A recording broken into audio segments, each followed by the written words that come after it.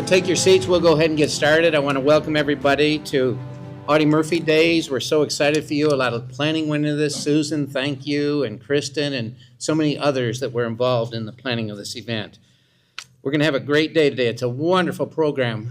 I get a little tired. I get the pleasure of, with Susan, picking up some of the speakers at the airport, and wow, we saw very interesting speakers today. I always think, we did good last year, and then this year, I think this might be the best yet, Susan. Can I remind you to put your phones on mute or something like I didn't last year when I told everybody to, and the speaker was up here speaking and it went off sitting over there and I was sitting over here. So if you'll put your phones on mute, we appreciate it. My name is Graham Sweeney and I have the honor of being the Master of Ceremonies today. Momentarily, we're going to have the honor guard come up here and post the colors, but we're going to do three things consecutively. So we're not just standing and having to reintroduce everybody, but we're going to post the colors momentarily. And then we're going to have invocation after that. Pastor Tommy Mann with the Highland Terrace Baptist Church. And then Chip Cole will lead us in the Pledge of Allegiance. We will ask you to stand once we start that. If you're not able to, we completely understand. So at this time, let's kick it off with posting the colors. Stand, please, if you're able.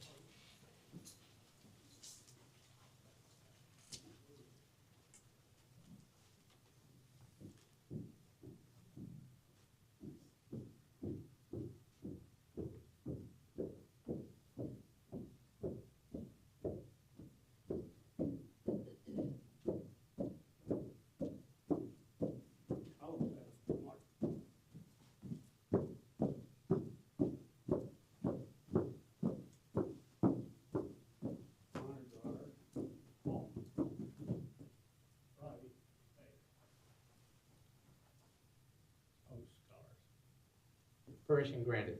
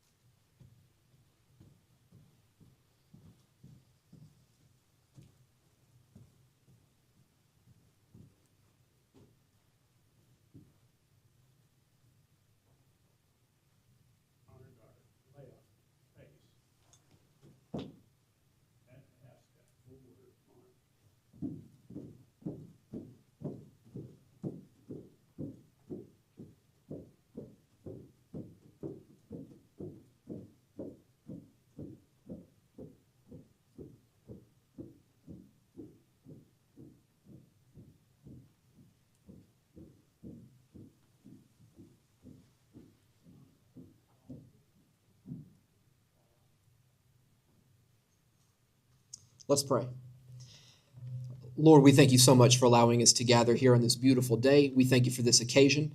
We thank you for a great place to live like Greenville, where we can do things like this, a patriotic town. Lord, I'm so thankful for the veterans that are here today. I thank you for the ones that have served. And Lord, we pray today for the safety of all those who currently wear the uniform. I pray for our Commander-in-Chief, President Trump, that you would give him wisdom, especially in dealing with Iran right now. We pray for all of our service members that may be involved in this conflict. We pray that there would be no loss of life, that you keep each and every one of them safe, bring them all home safely from any missions that they might be involved in. Lord, we pray for a great time today. I pray that it'll be a lot of fun. I pray that people would enjoy this day. Again, I thank you for the privilege of being able to do things like this. Thank you for the ones who have worked tirelessly to put this event together. And I pray that when this day is over, everybody will have had just an amazing day. We thank you for who you are. We thank you for your blessings to us. We thank you for promises like a home in heaven and forgiveness of sins for all that put their faith and trust in you. Thank you for Jesus, who is the way, the truth, and the life. So we pray for a great time together. We ask this prayer in the mighty name of Jesus. Amen. Amen.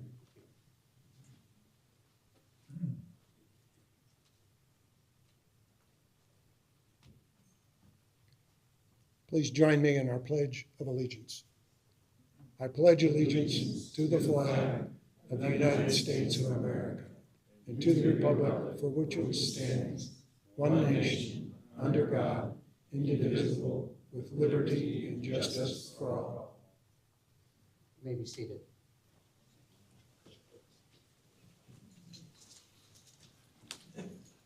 At this time, I ask the Vice President of the Audie Murphy American Cotton Museum, John Armstrong, to come forward. Thank you, Graham.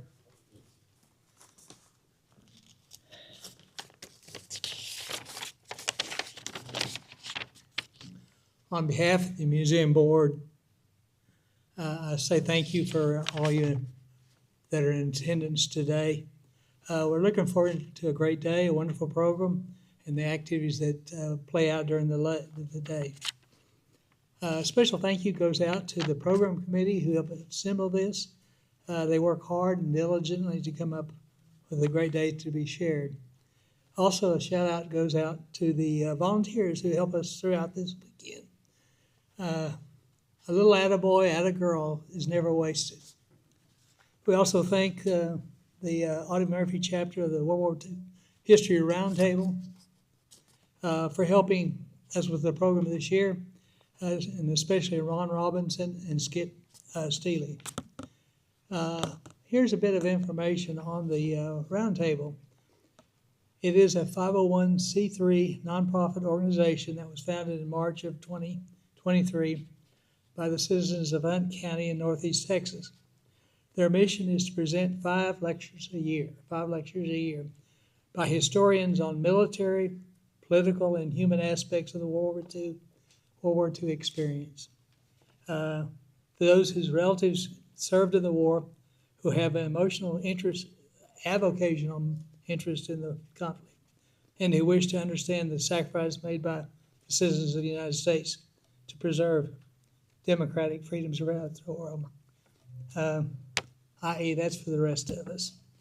The next program of the Roundtable will be a presentation by John McManus on July 23rd at the museum. There are a couple other things coming up at the museum in the near future. First, we have the Kids Day program on June 20th, 10 to 12 a.m. at the museum, celebrating the 250th anniversary of the United States. And secondly, we have a summer camp program called Camp Doughboy, which will be the week of July 14th. Again, thank you for being present and appreciate your attendance.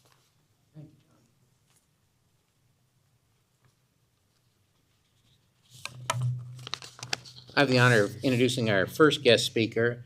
I'm a little tired today. I think it's probably mostly because of him and Valerie last night at supper. These two speakers are full of a lot of energy, and the third speaker is wonderful too. I've heard Kara speak in the past.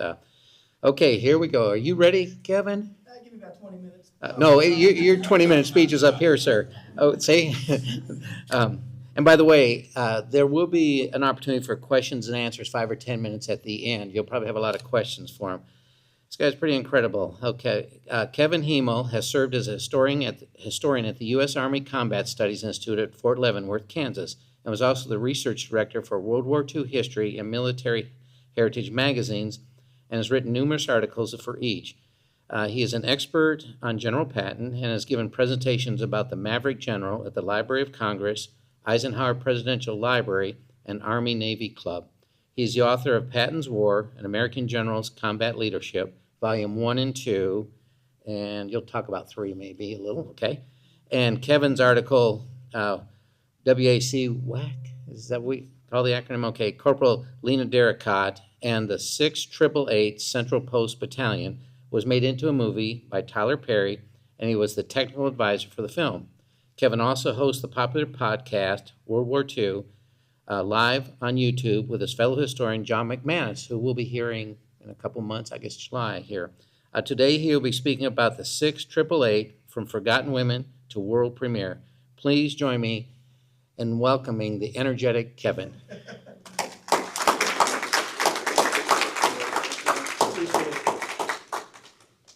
All right, I got all kinds of mics on me, so can everybody hear me in the back? You guys are good? I can project if you need me to. I should mention these days I've actually been working at Arlington National Cemetery as an historian, and one of our most esteemed people there is Audie Murphy. He's the second most visited person there right after John F. Kennedy, and the third most popular site to visit after Kennedy and the Tomb of the Unknown Soldier. So one thing I believe the vice president said, John McManus will be speaking next week. So your job, if you attend when he's done, just tell him you are almost as good as Kevin Hymel. Okay, that's all I ask. Very simple ask, guys. So I'm going to talk to you about the 688 Central Postal Battalion. I'm going to tell you a little bit about their history, and then my introduction to them and how I learned about them and making the movie, and I'll conclude with the movie premiere in Hollywood. And not really historical, but people tend to like when I talk about that. So the 688 Central Postal Battalion had a very specific mission in World War II. In the movie, they catch the mail up, but actually their specific mission was if people wrote letter to their loved ones on the battlefield in Europe, and the letter could not reach them for either the fact that they were transferred from one unit to another, they had been wounded in a hospital, were in a hospital, or had been killed, those letters would then bounce back from continental Europe and end up in multiple warehouses in Birmingham, England. And it was their job to break that logjam of mail, the undeliverable mail. So I'm going to get started here and hope my technological skills will take me through this. All of the African-American women, I should mention, by the way, 6888 was the only all-black, all-female unit, WAC unit, to go overseas in World War II. And that they really do hold that distinction. I also want to mention that when we talk about Army Rangers or paratroopers, it's always important to mention, it's important to mention they were all volunteers. And I think that kind of brings them up a level in World War II. They may have been drafted, but they had to volunteer for those forces. Every single woman who served in World War II was also a volunteer. They were not drafted. They made that decision to serve their country, and they did. Women initially went to Des Moines, Iowa, Fort Des Moines, for training, and that is where Charity Adams, who's in the lead of this photograph, becomes the first WAC to graduate. Now, that's had nothing to do with the color of her skin or anything. It's because her last name was Adams with an A, and that's why she was the first one technically to graduate. She would remain at the post and train other African-American women as they came in and trained for U.S. Army duties. Now, once these women graduated, they would go off, and here they are in their training. And I remember one of the women talking about how they would iron their dresses so they would be perfect, and then they go to pick something up and it would all be wrinkled, and how upset that made them. But this is where they learned how to be soldiers, how to pack a trunk, and do a lot of marching, which a lot of the women told me they did not like. A lot of black entertainers would come to the post and entertain for the women. That's Lena Horne there. And that was one of the great benefits. A lot of the most famous black entertainers came and entertained these women. Once they graduated, and a lot of them became enlisted, they went off to different posts across the country. They were not going overseas yet. And one of the women, and I'll talk about her more, Lena Derricott, she went to, I think it was Air Force Base or Post Douglas. You can see it's very rough. And her job was to measure fuel consumption on aircraft. Not exactly exciting. One of the other ladies, I think it was Romay Johnson, told me she worked at a warehouse where the lieutenant in charge never looked at her and never spoke to her. Another woman that I interviewed told me she had a post in Washington, D.C., and one of the women she worked with, the white women, didn't like her. And whenever she used the ladies' room, this woman would always dump a glass of water over the stall at her. So lots of little indignities to serve their country.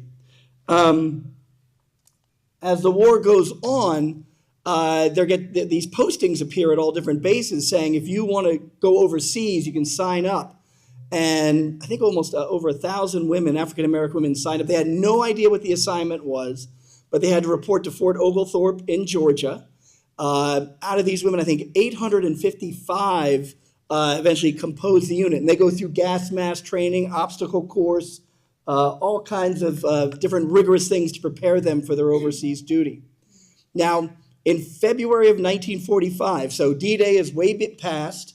The Battle of the Bulge is already been eliminated. It's the last part of World War II. That's when they ship over on a ship called the Ile-de-France.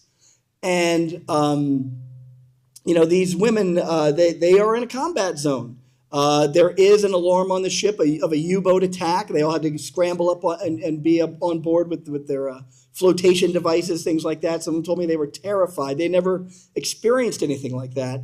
They also crossed through a storm, and Romay Johnson told me she actually climbed up and was on deck. She thought it was like being on a roller coaster, being on the waves, and she said she loved it until she saw a ship in the distance and realized how much it was getting tossed around, and that's when she went back inside.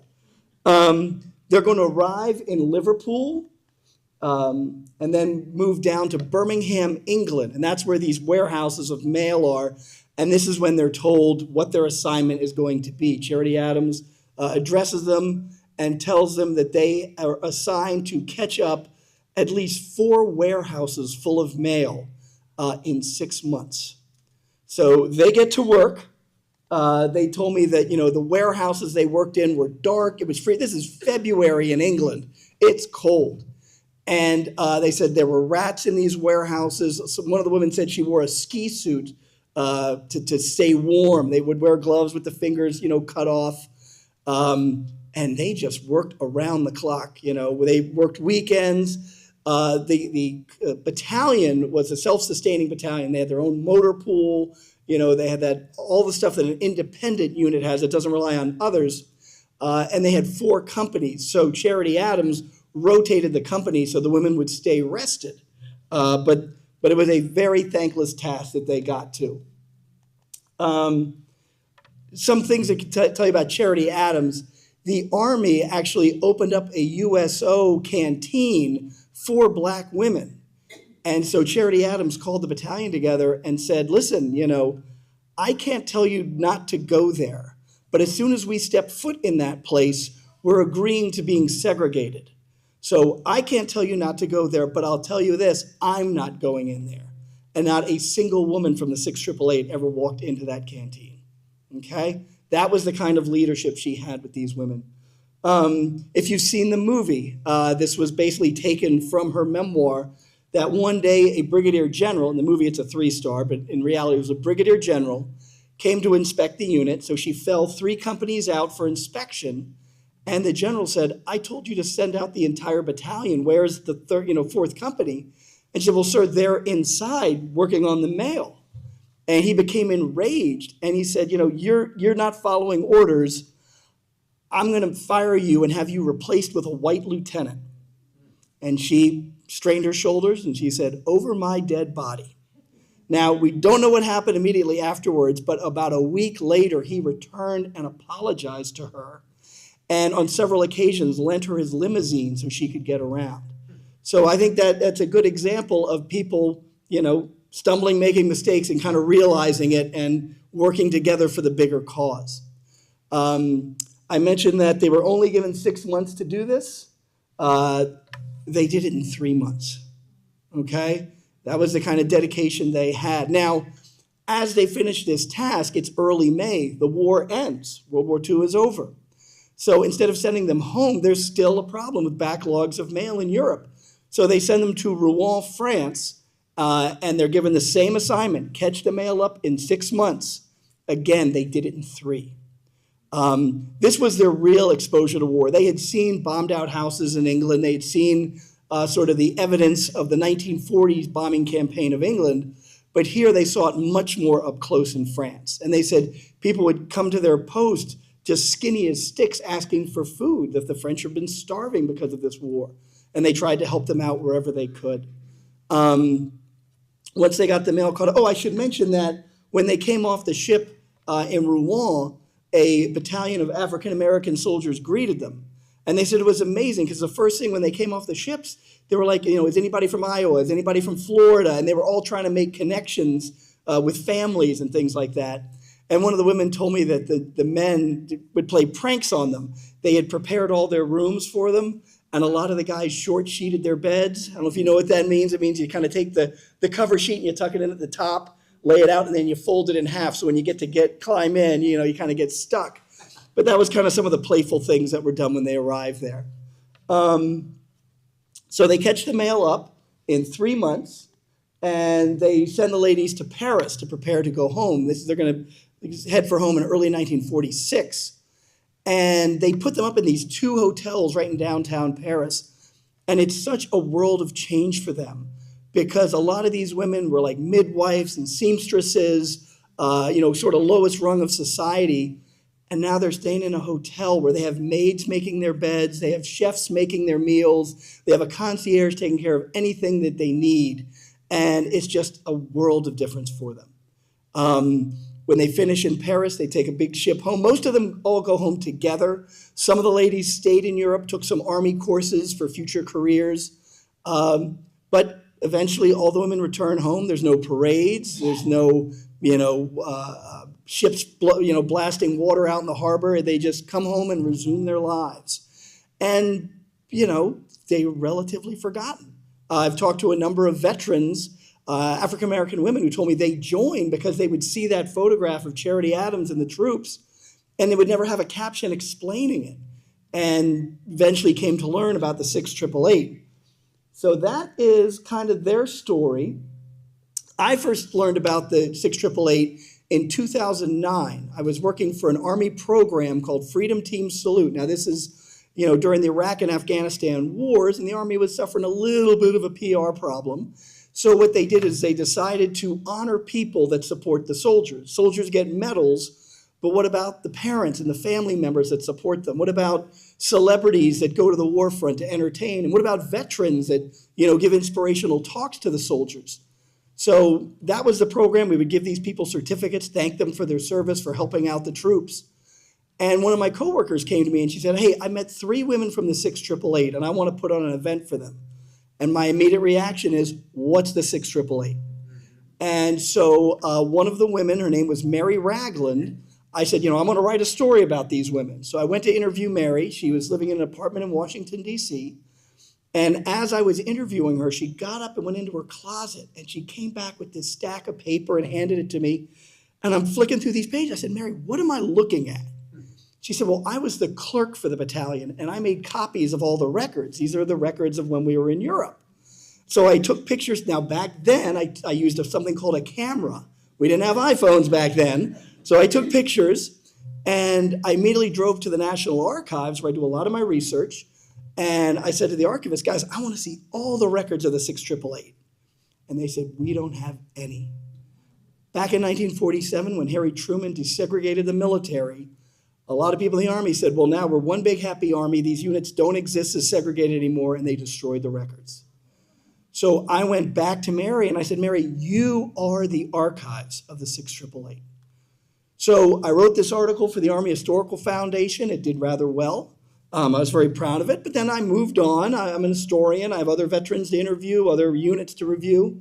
The one thing I kind of did to keep the spirit of the 6888 alive, I do a lot of tours in Europe for Stephen Ambrose historical tours. And on one of my tours, I decided, I was with my fellow tour guide, who was a retired brigadier general, worked at VMI. And I knew, so when the war ended, 3 women from the 6888 were tasked with going off to a different location to do some kind of job. And the truck they were in was on a hill and it slipped and rolled off and killed all 3 women. So those 3 women, I only have 2 pictures, they're actually buried at the Normandy Cemetery in France. They're not just people that lost their lives on D-Day, it was anybody in France in that northern region. So if you ever go there, you'll see guys who command, aircraft commanders, things like that, any planes that went down. So those women are buried there. And I turned to the brigadier general, I said, "I want to try something risky. I'm going to take this group where all these young white men were killed, and I'm going to take them to a black woman's grave." And so I brought the group there, and I told the story of the 6888. When I told the part about Paris, where they had the chefs and the maids and all that, every woman in the group, I could see tighten their lower lip and nod. And when we were done, the general said, he said, "We're cut from the same bolt of cloth, Kevin." So that was a big relief, because you never know. And throughout this entire tour I did of Patton's battlefields, almost everyone from the tour came to me at some point and said, "Thank you for telling the story of the 6888. We had no idea." So that's kind of just the one thing I sort of did to keep connected with the 6888. I went on, I worked at Fort Leavenworth, working on the history of the war in Afghanistan. I then moved down to Lackland Air Force Base, where I was an historian for the Air Force Medicine. And while I was at Lackland, one of my buddies from Leavenworth called me and said, "Hey, they're putting up these posters at Leavenworth. They're talking about building a monument to the 6888. Here's a phone number. You need to call them." I'm like, "Why? They just do it." So I called the number. A gentleman named Carlton Philpott answered. And he said, I've been trying to find you for a year, Kevin. And so he told me about the monument they were building. And he said, we found 3 more veterans. We're going to put a parade on for them. And I said, well, I wish there was something I could do to help you out. I'm not a millionaire or anything. And I said, you know what? Give me one of those women. And I'll write a story about her for World War II, for WW2 History Magazine. And it'll come out right around the same time. And he said, boy, have I got the woman for you. Her name is Lena Derricott King, and she is a pill. So I called Lena up and started to work on the story. Now, I've interviewed a lot of World War II vets, and usually my interviews are I call them about 3 times. I call them one time for the big interview. I'll start to write the story. If there's gaps, I call the veteran back, fill the gaps. And then, someone didn't get the memo. Don't worry, nobody noticed. And so now I've lost my place. So when I talk, and then I do a third interview just to make sure everything is perfect, and then I always send the veteran the story to make sure they approve. Well, Lena, I talked to about 10 times. And she would call me at work, Kevin, I just remembered another story. And I'd have to take out a pen and paper and jot it down. And I remember one time she called me up and she said, I don't know if you can use this, Kevin, but I think this is interesting. So many women came from us from rural areas that they didn't even know how to use a tampon. And we had to have a class to explain that. And I said, well, Lena, I'll put it in the story, but I can't guarantee the editors are going to let that pass muster. But it was a great experience. And towards the end, I told her, I said, Lena, I'm going to meet you when they dedicate this memorial. And she said, I can't wait, Kevin, because your voice, you sound to me just like Dr. Lewis Henry Gates. And I thought, oh my God, she thinks I'm black. And I'm like, I'm going to meet her. She's going to have a heart attack, and I will have killed a World War II veteran. So I went to the event, and let's see, I got a picture of Lena right here. But that's her back in 1945, beautiful lady. This is her about 2020 when I met her. When I interviewed her, she was 94 years old. She still made all of her own meals and would go out dancing every Saturday night. It's the kind of woman that this lady was. And so, of course, I'm terrified of meeting her now. And so she was signing some stuff at a table, and I walked up. I said, Lena, it's me, Kevin. And she went, Kevin! And so, no heart attack. But she started introducing me around, and everybody said the same thing to me. They said, you look different from what we thought you were going to look like. I said, I'm sorry, I'm white, I know. But she introduced me to a woman named Edna Cummings. And Edna Cummings was one of the heads of the 688 Association, the younger people paying honor to the vets. And she told me that the article I had first written about the 6888, they had used the language of the article to write the legislation to get the ladies the Congressional Gold Medal. So I said, there's nothing you could have told me that would make me feel better than I do right now. Just to have that little bit of influence, it was a great experience. You never know when you write stuff what's going to happen or where it's going to go. So that was a nice meeting. So I published the article, and when I submitted it to Carl Nam, he said, Kevin, this is a movie. I said, I don't know what you're talking about. I write stories. He said, well, I'm going to hook you up with a producer. And so he hooked me up with a woman, of course, it's slipping my brain, Carlota Espinoza. And she had a partner, Carrie Selig, and I signed a bunch of docs, and this went on for about 6 or 7 months. They were very nice to me. And then they called me up and they said, Kevin, Tyler Perry really likes your story. He's going to call you. And of course, my reaction is, yeah, right. And 3 days later, I get a call on my phone, 404 area code, which I know is Atlanta. And this voice that I recognize says, are you Kevin Hymel, the guy that wrote the story on the 6888? I said, yes, sir. He says, it's not sir, it's Tyler. I said, yes, Tyler, that's me. He goes, well, you're now my new best friend. So with that, I talked to Tyler 2-3 times a day while he worked on the script. I advised him on everything I could. Fantastic experience. One day he called me up. I was in my office writing a story about the tomb guards. And whenever he called, I have to run outside because that's where I had better reception. And he said, Kevin, I just got off the phone with George Lucas. He saw a rough cut of the film and he has some questions. And I'm like, Yoda? I mean, very excited. And so he gave me the questions and I answered them and everything. And then I walked down to my office. I'm like, are you guys ready for this? So that's how that article came to be. And so there's me and Lena. So they had a ceremony for her for the Congressional Gold Medal. And it was in Las Vegas. And they said, can you fly out? The ticket was over $800. And I'm like, can't. Well, somehow the word got to Tyler Perry, and his assistant called and said, okay, a limo's going to pick you up at your place, take you to the airport, fly you out, limo will pick you up there. Very generous man.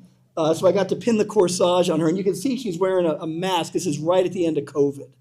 And so this was at her church where the ceremony occurred, and Tyler showed up and gave a talk, and they scurried us up over into a little room, and we talked about the film and some of the technical details. And when we finished, he said, Kevin, we have talked so much on the phone, and now I have a face to put with the voice. And I said, I know, I'm white.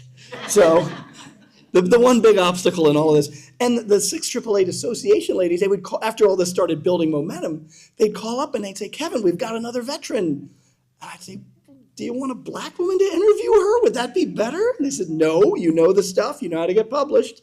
So I tried to step aside. So that was very nice, a nice experience. So then he made me his military history technical advisor for the film. Here we are. This is actually in Atlanta, Georgia. This is subbing for Italy. And so I've learned that a technical advisor is just that. You're an advisor. You can tell the director any historical facts you want.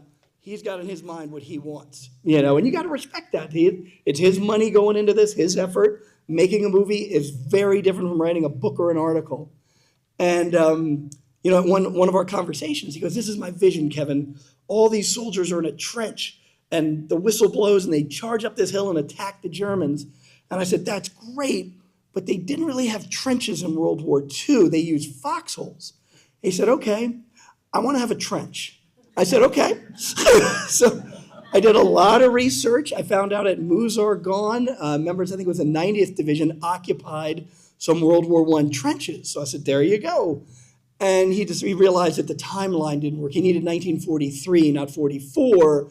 So they moved it to San Pietro in Italy, where the battlefield was. And I said, okay.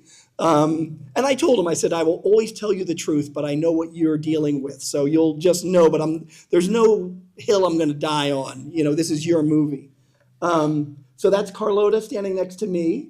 That's Carrie Selig on the far end, Tyler in the middle. And then that's Peter Goober. He was the head of Mandalay Films. An executive producer, I came to learn, is the guy that has all the money. He is partial owner of the LA Dodgers, I want to say the LA Clippers, and had been in the movie-making business since the 70s. So needless to say, he paid for all the drinks at night. So I got to be on set, and one of the first things, the first scene we filmed was soldiers coming back from the battlefield in the rain. And I had called them ahead about this because I knew this would be a good detail to have. And I told Carlota, I said, listen, you got to get a bunch of condoms because soldiers put condoms on the ends of their rifles to keep the rain from getting in. So I show up and they're coming off the battlefield. And I went to Tyler. I said, you really should have condoms on those rifles. Well, he gets on the bullhorn and says, does anybody have condoms? Of course, nobody volunteered. And they're getting ready to film the scene. I went back to Tyler. I said, Tyler, this is 1943 Europe. Half those guys need to be smoking cigarettes. And one of the other advisors pulled me aside. He said, listen, Kevin, if they're smoking cigarettes, the movie's rated R. We want it PG. I said, so you can use the N-word and you can show battlefield violence, but you can't show a cigarette. And he goes, that's the rules. I said, okay. So that's me learning about Hollywood right there. So this is Kerry Washington. She portrays Charity Adams, the battalion commander. That blue screen behind her is the ship that pulls into dock. And you can see the women are going to come down the ramps. And I love this picture because she's doing that sort of, what is this white boy going to tell me about? But I told her I had just spoken to Charity Adams' son the night before. And I said, can I tell you some things about the character you're playing? She's like, yeah. I said, well, first of all, she always wore yellow gloves in Europe just because she wanted to look a little different, something to set her, aside. And she leaned her head back and she goes, wardrobe. And this guy came running up. She goes, you got to get me some yellow gloves. He says, we can't do it now, but we'll try by the end of the movie. She goes, all right, Kevin, what else you got? I said, well, she liked to play ping pong. She goes, what am I supposed to do with that? I said, I don't know, think about ping pong when you're acting, you know? So in the scene, the women come off the ship, and she climbs up on a Jeep, and she gives this speech. So here she is on the Jeep, and she says, ladies, I know you're cold. It's going to be cold. But we have orders from General Holt to march today, now, and march we shall. Unfortunately, when she said the speech, she kept saying General Grant. And so they had to keep, doing it over again. And like on the fourth time, she nailed it perfectly. And so Tyler yelled, cut. She came off the Jeep. And I went up to her and I said, I could tell you were thinking about ping pong. So that was my big contribution there. So the women, after that, they marched forward towards the camera. So there's Tyler. And so the women march towards the camera, and he yells, cut. And he says, ladies, you got to march better than that. You're black. And everybody starts laughing. And he gets on the bullhorn. He says, don't make me yell at you. And everybody stiffened up. And he goes, and worse, don't make Medea yell at you.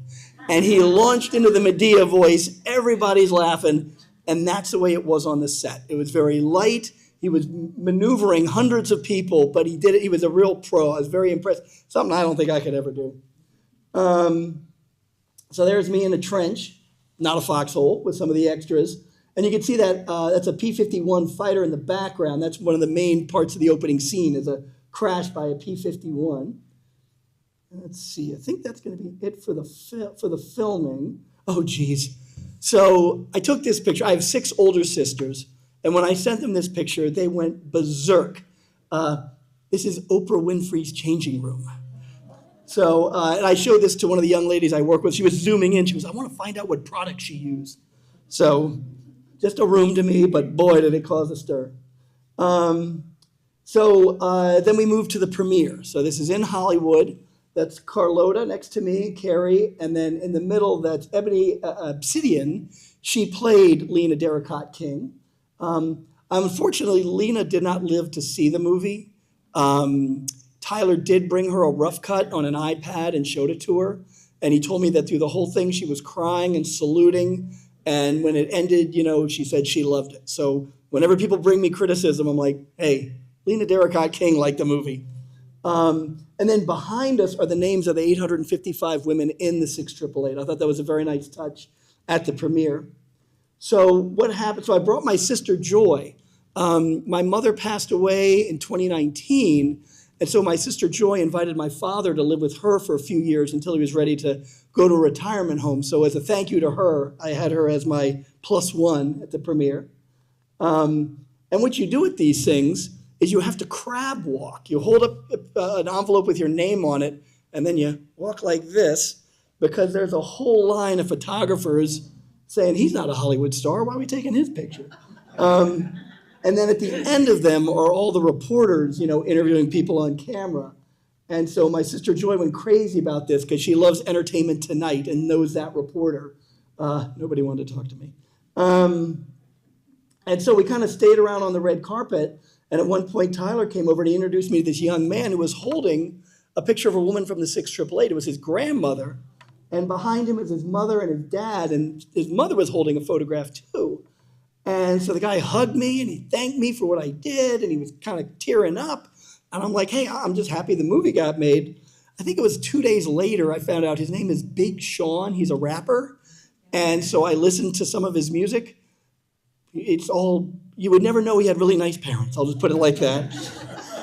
And so I think the big thing for me though, so I told my sister Joy to get a picture of this. She did, and I snapped this photo.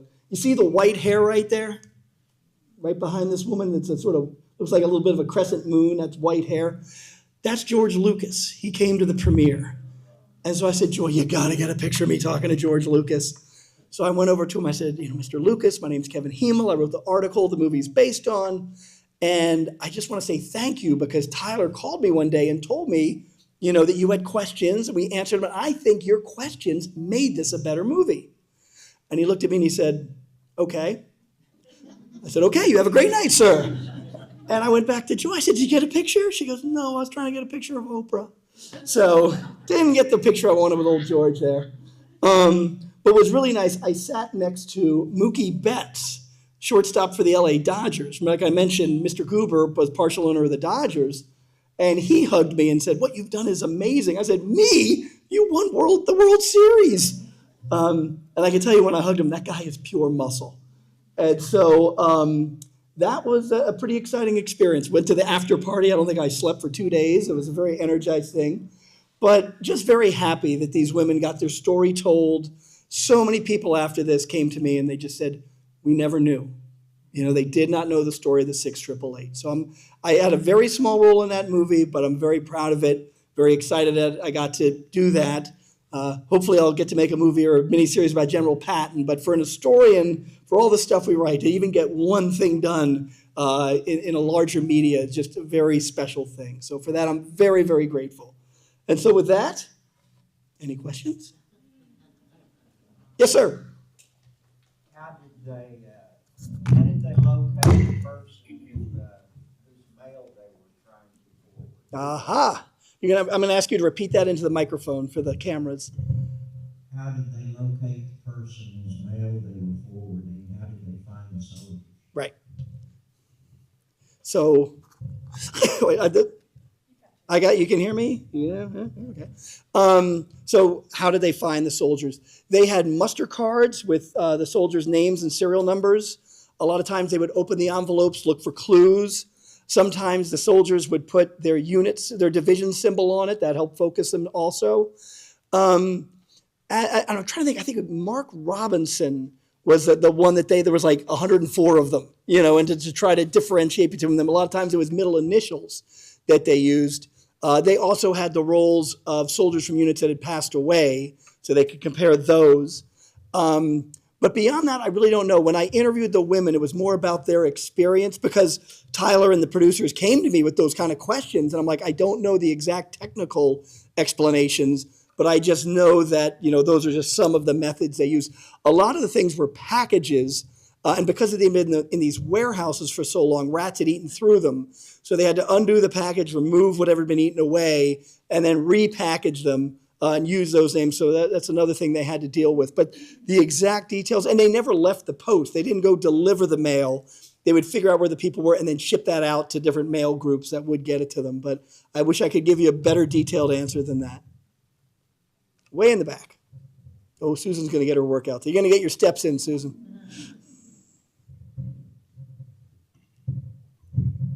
Yes, sir. I retired from the post office. They have a dead letter file, the post office does. Mm-hmm. It never goes away. In other words, they can, if a family has mailed something, they can follow up with the USPS, and that's how it was located, not to sideline your answer. But that being said, it's amazing what they did in trying to locate and do in 3 months what they had been given 6 months. And that's just my comment. It was phenomenal. Yep. Thank you. I appreciate your expertise, sir. Thank you very much. Anybody else? Yep. I know you. Were they allowed to date I know Birmingham, they had a large contingent of black soldiers. Were they allowed to date? Yes, they were allowed to date. I don't know any specific stories about dating black soldiers. I remember they told me that when they arrived in Birmingham, a lot of the citizens were very reticent towards them because they had been told, you know, that they had tails and things like that. But once they met and got to know the locals, they would have them over for dinner. They became good friends. I remember the ladies talking about how they loved the gardens a lot of these women had. They would go out to local watering holes. There were also white soldiers there. And Lena told me that, you know, she was dancing and a white soldier came up to her and reprimanded her for dancing and, you know, called her the N-word. And they kind of got that guy out of there. But I don't know of any specific dating stories. Did Did any of them remain in the Army and make a career out of it, or were they all discharged? None that I know of. Everyone I spoke to and talked about the other women, they just, like a lot of other Americans, just wanted to get on with their lives. And the unit was disbanded. So to my anecdotal knowledge, no. And I can tell you that when I would interview these ladies, they were surprised I was interviewing them. They're like, this is something I did for 3 years in my 20s. You know, I've had an amazing career after that. This is all you want to know about. I was like, yeah. So. I've had experience working with a group of repackers, about 16 of us probably, and the boss got so upset that we weren't reaching the deadline by 5 o'clock. He had gone for just $50 if we could do it by 3. It's amazing how fast it got done. How did they stimulate them to hurry up? They had their orders, you know, and Charity Adams was a very strict disciplinarian. Yeah, they got it done. For some reason, this popped into my head. They actually created a salon at their post. It was a boarding school, a boys' boarding school they occupied. And they said that white women officers and enlisted men would come to use the salon. And it was a great boom for getting to know other soldiers. So that was something they were very proud of. But that was one of their few amenities or things they got to enjoy while catching the mail up. So maybe she would prevent them from going to the salon if they weren't working hard enough. Anybody else? Yes. Oh, this is going to be a tough one. A professor's asking me a question. That was great, thank you. I know in a lot of women's history, it's hard to follow the women after the war. They stopped writing letters home, their diaries in, but it's really curious to me that these women have this very broad experience of life outside of segregated America. What was it like coming home, and how did this wartime experience shape their lives for years to come? Several ways. So a lot of them, like I said, got on with their lives. Some of them were able to use the GI Bill. Now, the GI Bill, would help veterans with education, home buying, gave them a stipend to help them adjust. But a lot of the southern states blocked it for African Americans. So some of the women I talked to who are up in New York were able to take classes on the GI Bill.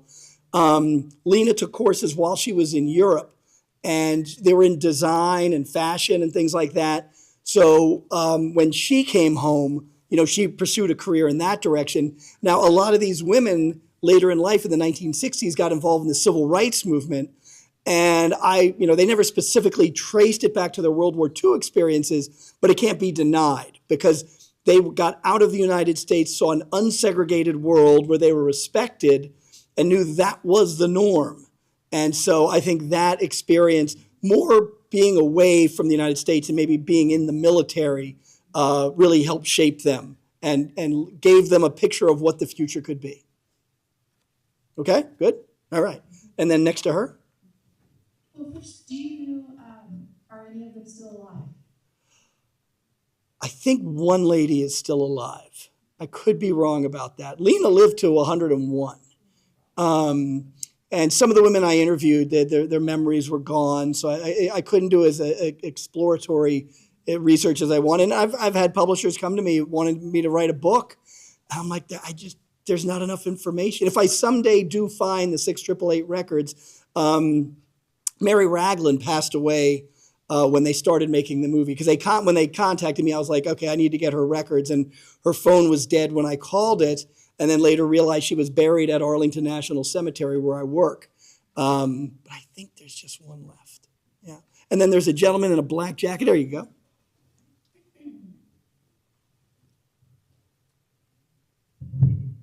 Were you able to find any direct references between these women coming back and their contributions to civil rights movements?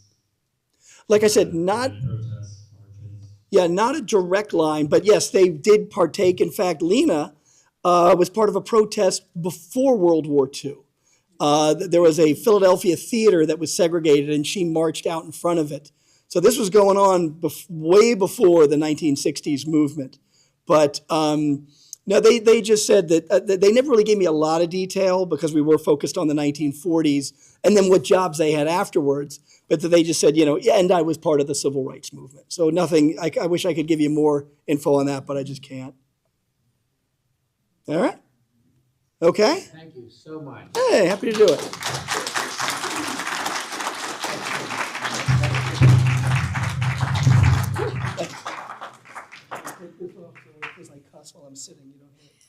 Thank you. Wow, thank you, Kevin. That's just the warm-up for today. Amazing. Our next speaker, this is just kind of a teaser for tonight. She's going to also be presenting actually this afternoon at 2:30 and then 6 o'clock this afternoon. I do need to make a confession because of this speaker and doing a little research. My son is here, 39-year-old son. I need to tell you, I borrowed your play gun and holster in your room, and I've been practicing quick draw for about 2 weeks now before I go to sleep. So, okay, our next speaker with all this energy, Valerie Ajala Keller. She's a daughter of Arvo Ajala. He was a talented quick draw artist who taught numerous stars his technique, including James Arnaz, James Garner, Kevin Kline, Paul Newman, Marilyn Monroe, and many others. His technique of cocking the gun in the holster as he drew revolutionized the Westerns and was shown in detail both by Henry Fonda in the Western film The Tin Star and John Payne in his series The Restless Gun. He also created and patented his own quick draw holster. It has a U.S. patent on it. It's a little, she'll tell you, it's pretty cool. Arvo and Audie Murphy became great friends while in Hollywood, and I saw many pictures of you with Audie Murphy hanging out at your dad's shop and at his house. You have pictures being there. Valerie followed in her father's footsteps and also became a quick draw artist, and she's a kickbox trainer too, so be kind to her. Her father was a movie star. Here's a little riddle for you, John. You like riddles. He was in every episode of a movie, but he died in every show. John, I'll give you 10 seconds. In the beginning of Gunsmoke and the Quick Draw, her father was the guy that got shot in every episode. Let's welcome Valerie. Valerie? Thank you. I don't need a mic. No. Oh, I got strong enough voice. Will those work, or do you want the other mic? I think it's, hello, hi. I'm Good. Valerie Ojala, it's Oyala also, it's Finnish, Keller. And I'm just gonna generally just talk about Audie, who's my godfather, and my dad, Arvo Ojala. He's a Hollywood legendary gun coach. And as he was saying that, the beginning of Gunsmoke, he got shot every time at the beginning of the show. He's the man in black at the other end of the street. So Audie and my dad met around age 23 on rifle range, and they became lifelong, best friends actually. And my mom was involved with that. I think we're going to be seeing something later, a DVD I brought, a family reel to reel. That's like, there's so many. I wait to see what else is on some of them. So, and my dad always took a lot of photos and pictures, so we have good records of things that are fun to share. So Audie and my dad would go shooting together, and my mom also. And, we would go to, like, let's just say that he had a house in Toluca Lake, and he married Pam Murphy later. And I grew up with Skipper, we call him Skipper, and Terry. And they used to babysit me at the motocross track because I used to race motocross when I was about 13, 14, 15. And I don't know, let's see. I know questions and answers are for later. And this is a Paladin emblem. My dad designed it for Have Gun Will Travel. And this was one of the things he designed and made for the Paladin holster. I think it was Richard Boone. So I might forget some things, but and I'm an actress, and I'm a technical advisor for Faster. I haven't been really doing a lot lately right now, but the movie Dudes with Catherine Mary Stewart and John Cryer. And so, and my dad, I accepted his Silver Spur Award, Lifetime Achievement Award. I think it was like about 5 years ago. So I'll be talking about these things later. If you have any questions or anything you want me to talk about later on, right? At 6 o'clock. So, But that's just kind of touching on it, and we kind of grew up with everybody together.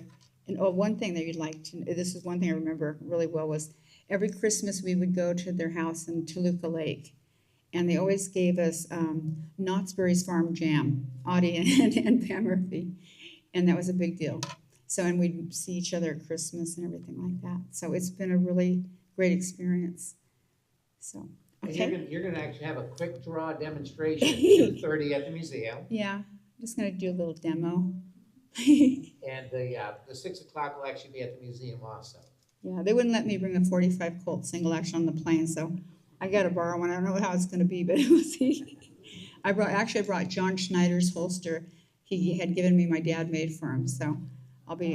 It's a little bit big, but I'm going to wear that one. Okay, thank you. And we're going to. You have anything to say? Or we're going to do the DVD. Thank you. Thank you, Valerie. That's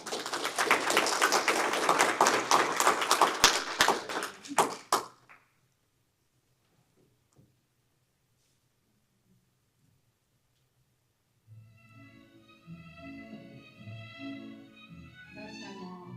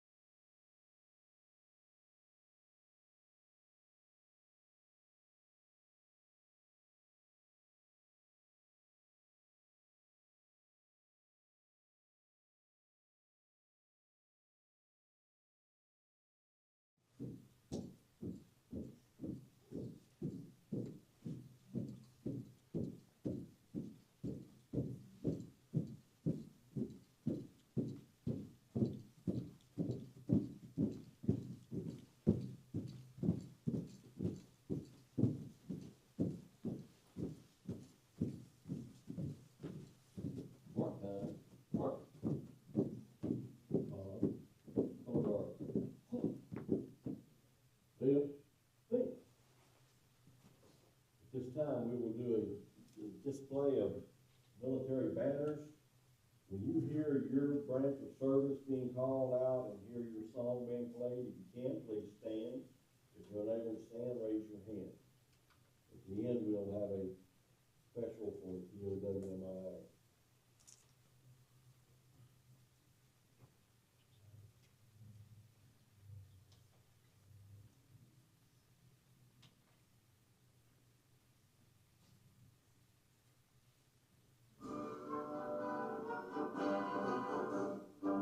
Army.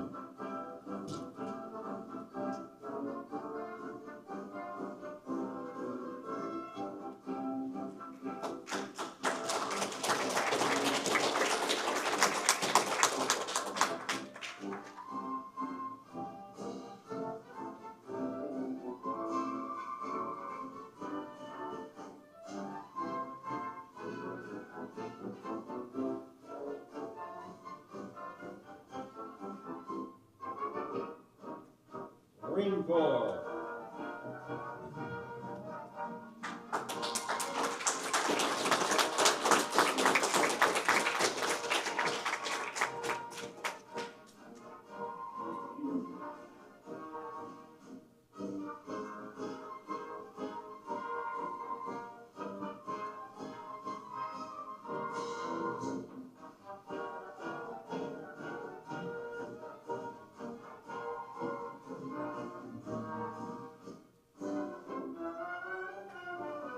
Navy.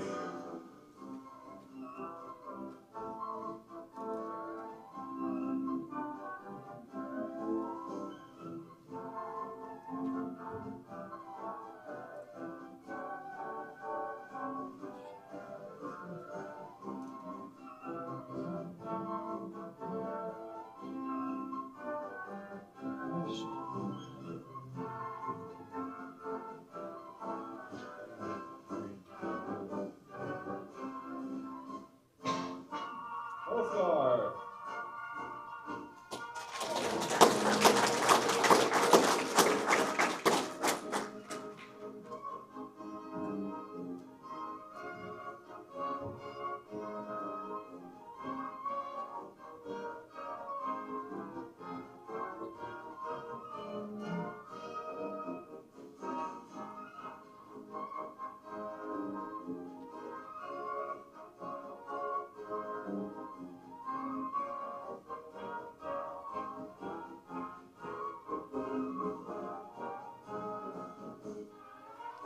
Air Force.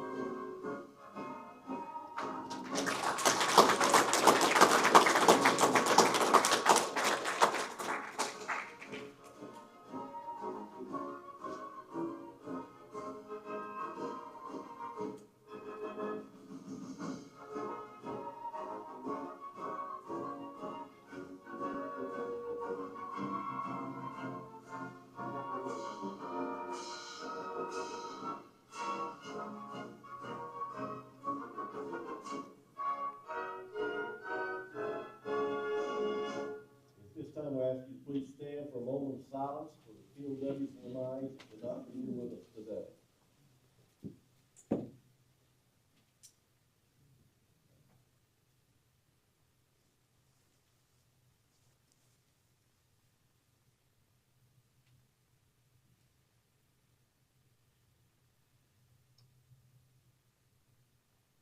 Thank you.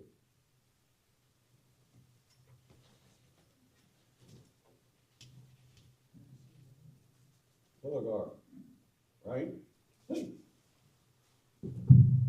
Forward. Look.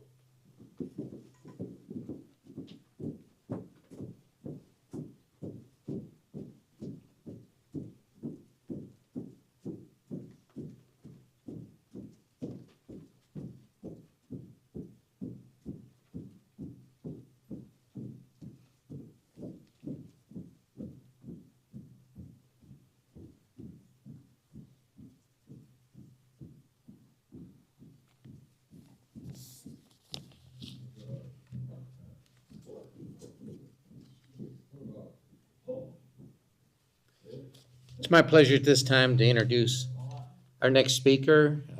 Very interesting speaker. We've had her before and really appreciate her coming to be with us today. Dr. Kara Dixon Buick is the inaugural Lance Corporal Benjamin W. Schmidt Professor of War, Conflict and Society in the 20th Century America at Texas Christian University, an endowed position honoring a Texas Marine.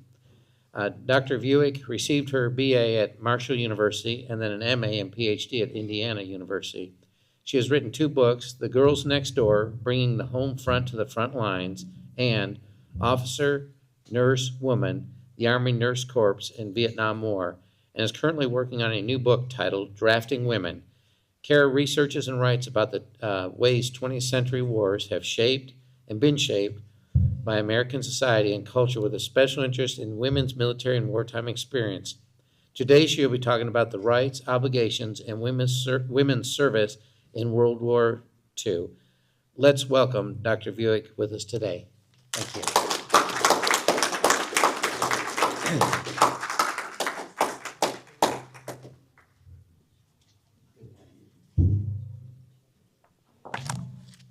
All right, good morning-ish, afternoon. I'm not sure what time it is. I'm also going to tell you that I am now at the point in my life where I have to print my notes in larger font than I used to. And I forgot to do that yesterday, so a couple times I'm going to have to put on my very fancy glasses here. But I really want to thank the museum for the invitation. It was great to be actually at the museum not too long ago. Thanks, Susan, for deciding to invite me back. If you're disappointed, it's all Susan's fault. I would encourage all of you to come for John in this summer. John McManus, he's awesome, and the tie that binds here among the historians. He's really great. I'm really excited today that most of this project or this program has talked about women, right? As my students say, women are famously half of the population, and yet most of the history doesn't just involve women. And so we have a whole program today about women. World War II opens a lot of doors for American women, right? We've heard about some doors that were open for the 6888 this morning. But I think one of the things we've forgotten in thinking about World War II is how hard those women had to push to do the things they did. And so I want to talk to you today about the very broad topic, American women in World War II. We're going to think about American women in factories, in the military, working with the military abroad. And I want to try to bind all of that together by thinking about how the ideas that Americans had and the expectations Americans had for women in the early 1940s sort of framed how women could participate and created a lot of resistance for those women. And I'm going to start with a clip from a USO show. So it might seem a little odd, but it's a Bob Hope tour. He is about to go on a tour of the South Pacific in 1944.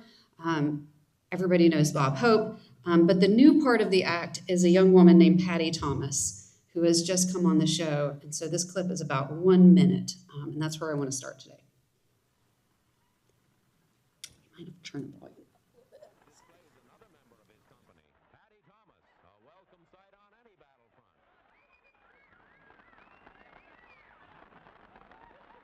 I just want you boys to see what you're fighting for, that's all. Patty, we're going to do a little scene for you now, ladies and gentlemen. You might enjoy it. It's a little scene that's set in Central Park. Shows a boy and a girl walking through the park. I play the part of the boy.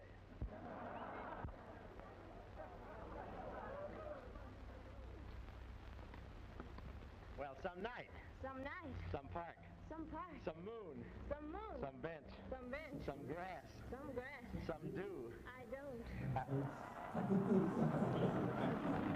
Right, can everybody hear that? Right, the joke, some do, I don't, right? That's the key to the whole skit.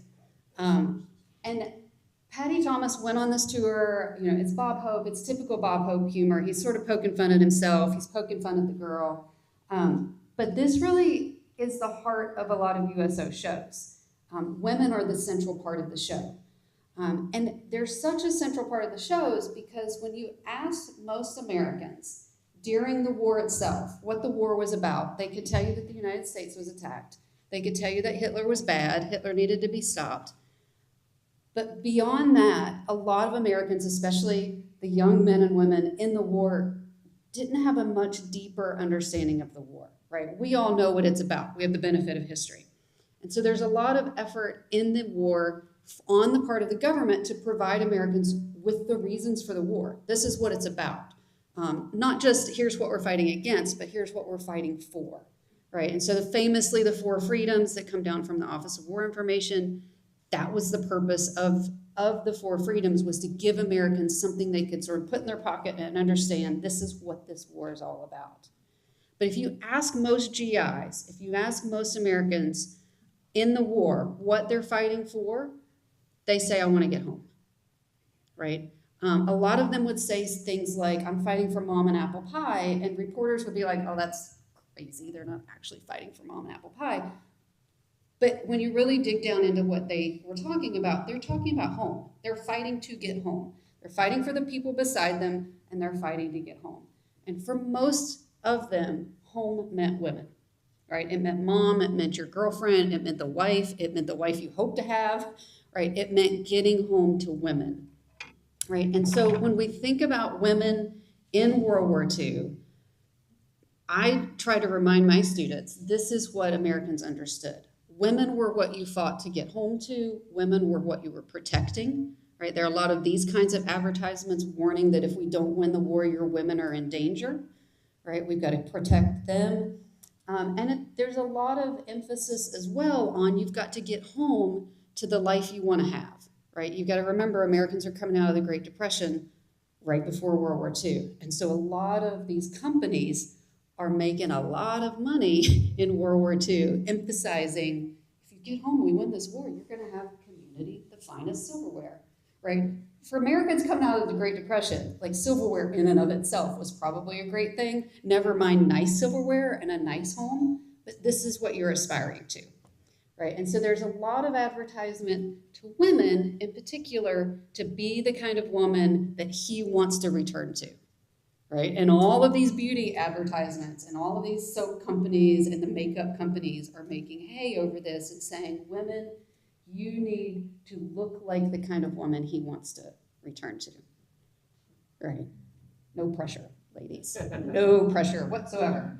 Women are told to make pinups of themselves to send to their sweethearts, right? We think famously of Betty Grable, right? And we look back on it and it sort of seems innocuous and like we kind of look through rose-colored glasses and we're like, oh, that's cute, right? But they're also using these images to teach coordinate reading, map reading, and how to, like they're using them in official ways, which is slightly terrifying. I can't imagine a room of like 20-year-old boys learning how to read maps with this kind of stuff, right? But average girls are told from the US government, take pictures of yourself, send them to your boys, right? Give them something to put in their pocket and fight for, right? And it's supposed to be innocent, right? It's supposed to be very cute and very innocent, and that's why the Patty Thomas joke works, and that's why it's essential. She has to say, I'm not that kind of girl, I'm the good girl. I am the good, wholesome American sweetheart that this war is all about, right? That's key, right? But it doesn't take long for even Patty Thomas to realize it's far more complicated than that, right? So she was interviewed after the war, and she said she was very naive. She was very young. She was a tap dancer, and she said that in one of her first shows, she walked out on stage and she saw thousands of men in the audience. And she said, I was just so worried they weren't going to hear the taps on my shoes. And then she was like, it didn't take me long to realize they're not into my tap dancing at all. Like, that is not what they're here for, right? She's really young, and she realizes that pretty quickly, but we don't often ask what that cost her, right? What that meant for her to bear that burden as she's going around trying to do her part to keep up morale, to motivate troops, to represent American home front abroad, to these men and women who haven't been home in years, right? And so that's how Americans understood women's roles. So when we think about American women in the war, right, if I asked you, I actually just ruined my entire question here. I was gonna be like, okay, so tell me what you think of when you think of American women in factories, and then you're supposed to say Rosie the Riveter, and I'm supposed to say what's Rosie look like, and you're like, this one. And I'm like, yes, it's this Rosie. Fun fact, during World War II, Americans, if you ask them what Rosie the Riveter was, outside of one factory in the upper Midwest, and for 2 weeks in February 1942, nobody saw that Rosie, right? In World War II, Rosie was a song, came out in 1942, it was wildly popular, it was remade by a bunch of different groups. That's the song in the very first slide. It's kind of cute, it's a little jazzy 1940 song. They thought of the song, or they thought of Norman Rockwell's Rosie the Riveter on Saturday Evening Post. That was Rosie, right? Any guesses why this isn't the Rosie that we remember today? They wanted someone prettier. They wanted someone prettier. This Rosie could take you out, right? This Rosie is not to be messed with, right? I mean, and there's like the art scholars like go into this and just for days can like analyze this, right? She's got her feet on Mein Kampf.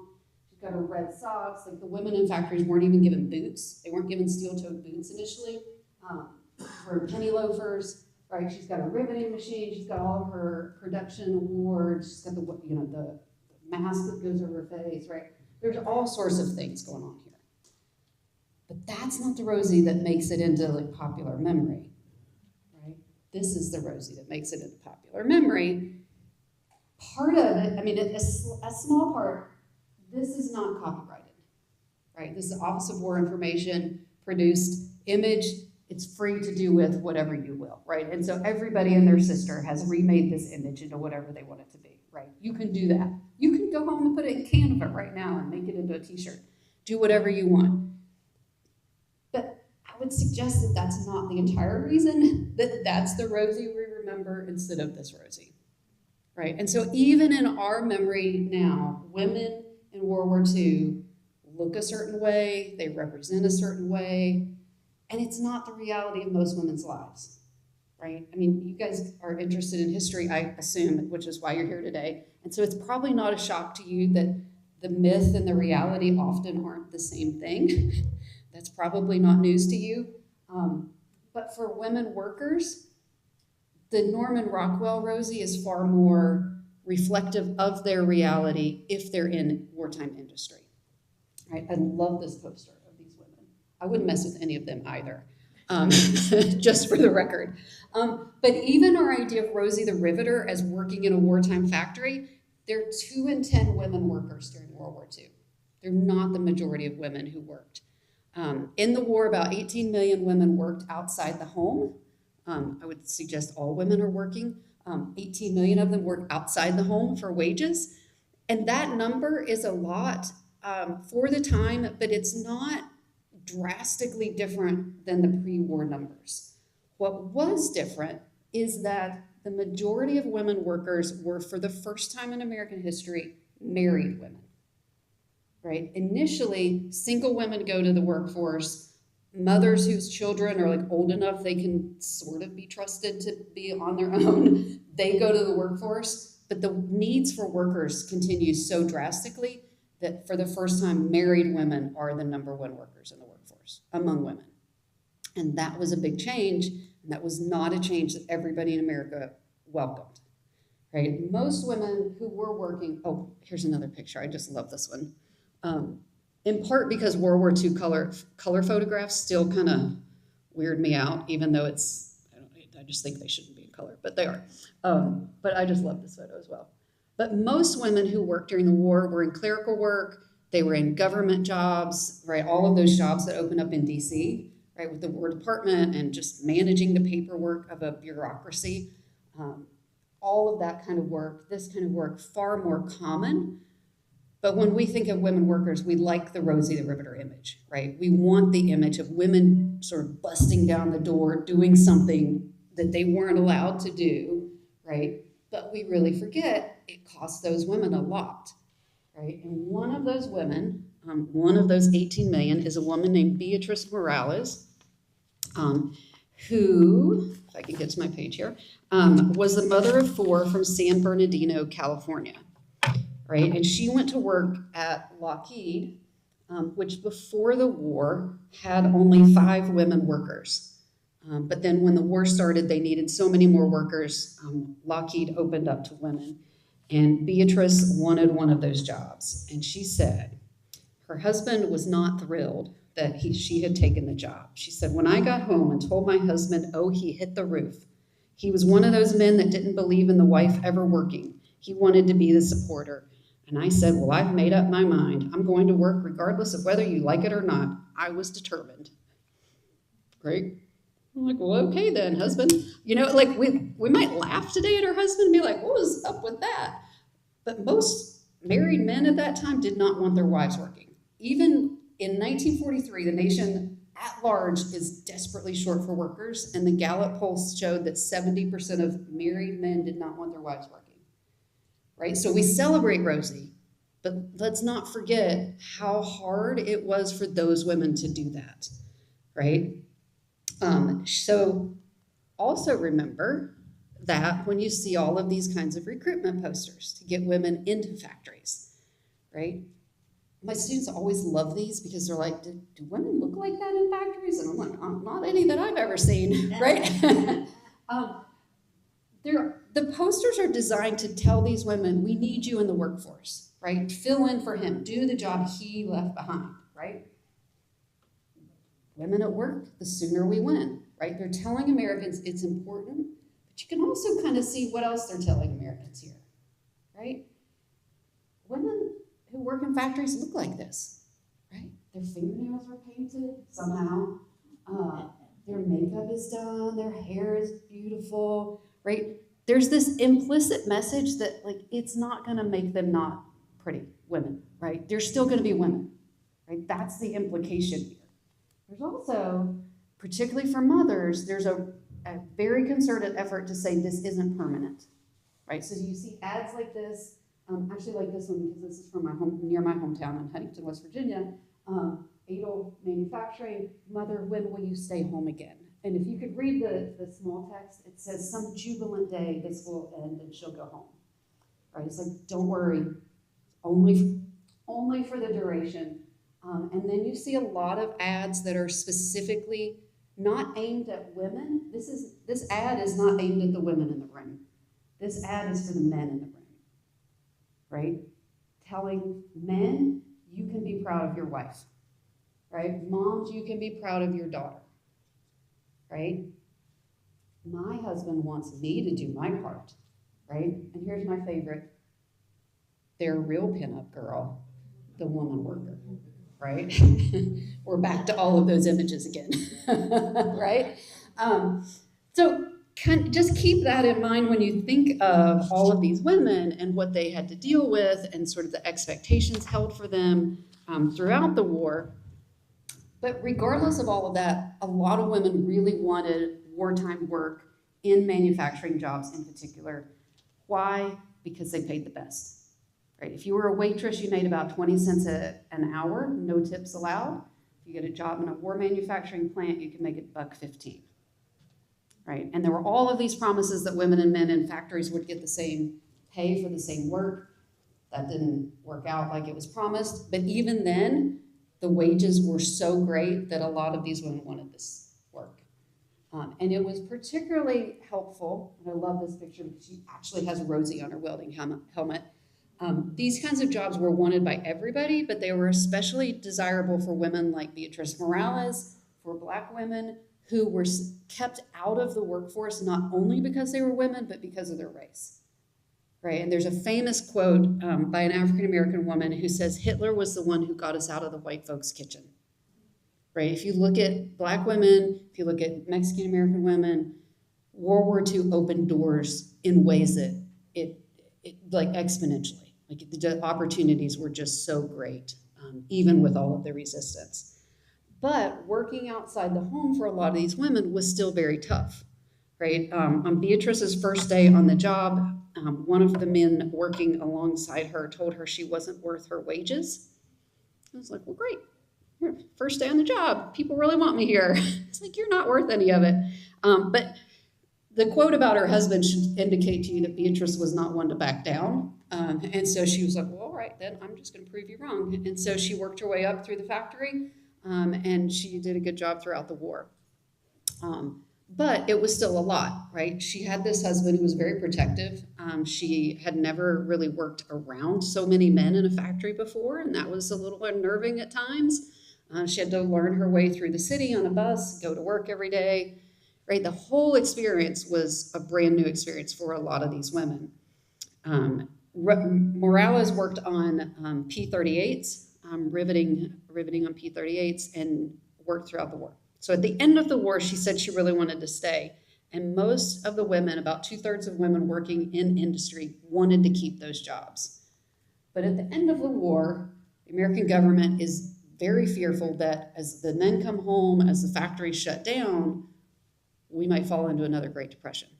And so the government's main concern was keeping the factories running, right? If we're not making tanks, if we're not making ships anymore, they've got to make something. And so they start making all of the consumer goods that you think of through the late 40s, early 50s, right? And so women workers, what happens initially, we sort of always think women are pushed out of the workforce in World War II. And to some degree that's true, but only for a little blip. They're forced out of factories. But 2 years after the end of the war, you have more women working than worked in the entire war, right? The difference was they were now in what were called pink-collar jobs. Right, they're in sales, they're in clerical jobs. They're pushed out of the higher paying, more secure union jobs of factories and into the less secure kind of pink jobs. Right, there are more of them really quickly after the war, but less secure jobs. But nonetheless, sorry, I need the glasses again. Beatrice described herself. She said, "Before the war, I was just a mother of 4 kids. That's all. But I felt proud of myself and felt good that I could do something. And being it was the war, I felt I was doing my part." Right? So you can see it really, doing her part for the war really had a lasting impact on her and her life. Right, so there she is again. Women in the military, women joining the military in World War II is a whole different ballgame. Right? If Americans have a hard time sort of wrapping their heads around women doing new kinds of work, women in the military is even like a step up on the amount of resistance that they're going to face. Nurses were one thing. Nurses for most Americans were fine. Nurses for women in the military, the only women in the military before World War II in a permanent basis were nurses. Right? If you think of like the Hello Girls from World War I or something, they were all contract labor. They were civilians hired by the military. The nurses, they were in the military. But on the morning of Pearl Harbor, there were less than 7,000 Army and Navy nurses around the world. By the end of the war, there were 350,000 women in the military. That's, again, a big number, but the military wanted 1.5 million, right? And they talked about drafting women, right? Kevin mentioned they were all volunteers. There was a lot of discussion like, we're going to have to draft women. That was the talk a few months ago. They never did. Spoiler alert. So they wanted a lot more. Why didn't they get them? Because of all the resistance. Because a lot of Americans had a really hard time thinking of American women as anything other than nurses in the military. But even with nurses, right? Nurses were okay because people thought that's women's work. It was very feminine. Even the advertisements, right, I love this one, Uncle Sam sort of putting the white hat on her head. This is my favorite nurse recruitment ad of all time. Save his life and find your own, right? You're gonna become a nurse, all your patients are gonna be heroically handsome. One of them you'll marry, like it's gonna work out, it's gonna be great. Nobody, like in all of these ads, the wounded never actually look like they're wounded. Like, everybody's clean and in white little linens. Like, I mean, recruitment ads are not actually the truth of the matter. Everybody has a story. My recruiter lied. It's like, yeah, they did. Recruiters, they're selling you an idea, right? This is an idea.